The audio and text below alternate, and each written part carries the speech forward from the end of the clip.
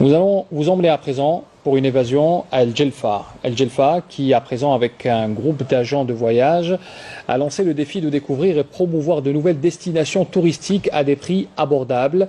Le but étant de réussir à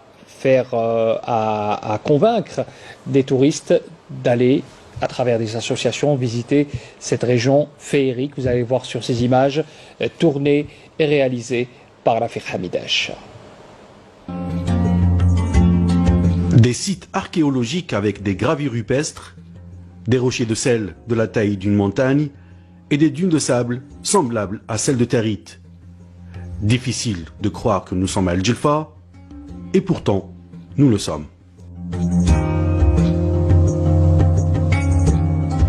Tout a commencé lorsque ces 23 agents de voyage, issus de l'École supérieure nationale du tourisme, ont décidé de créer leur association qui aura comme objectif découvrir de nouvelles destinations à travers le pays. Se regroupant, on a eu l'idée tout simplement, on s'est dit, comme on est tous issus de la même formation, probablement et sûrement on a la même vision des choses aussi.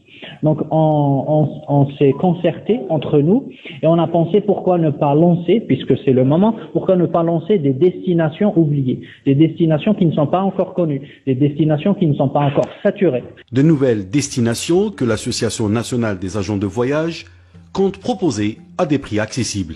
Une agence de voyage toute seule ne peut pas maîtriser, n'a pas le pouvoir de négociation sur tous ces éléments. Par contre, en étant une association et en étant un groupement d'agences de voyage, ça nous permet de réduire les coûts parce qu'on a une force de négociation plus importante. Donc parmi les buts aussi, c'est d'avoir cette force de négociation, arriver sur une destination, discuter avec les acteurs locaux, que ce soit hôtel ou autre chose, ou transporteurs, et avoir les meilleurs prix possibles. Et pour une première prospection, les 23 agents de voyage ont visité quelques sites de la wilaya d'El Djelfa, à l'image du musée de la ville, du rocher de sel près de Ain Mabed et Zafran, où ils ont expérimenté un circuit en 4x4, avant de découvrir les gravures rupestres d'âge néolithique de Zakar et de Ain Naga. J'étais loin d'imaginer que El Djelfa avait autant d'atouts touristiques.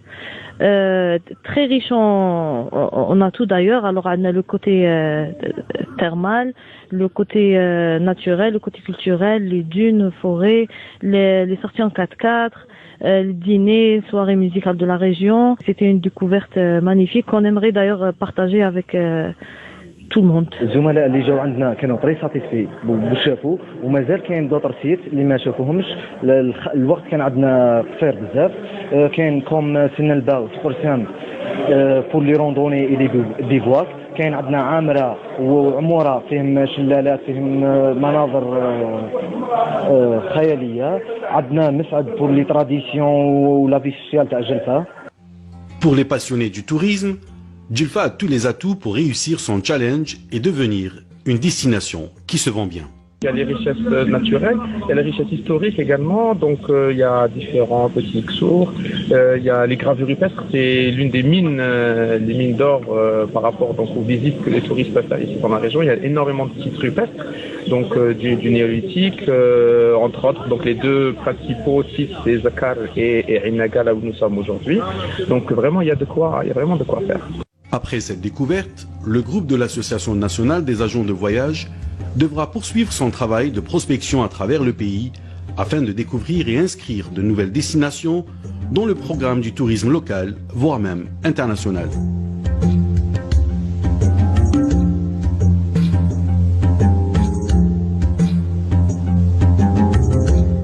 Voilà, Djelfa, une ville et une région à visiter.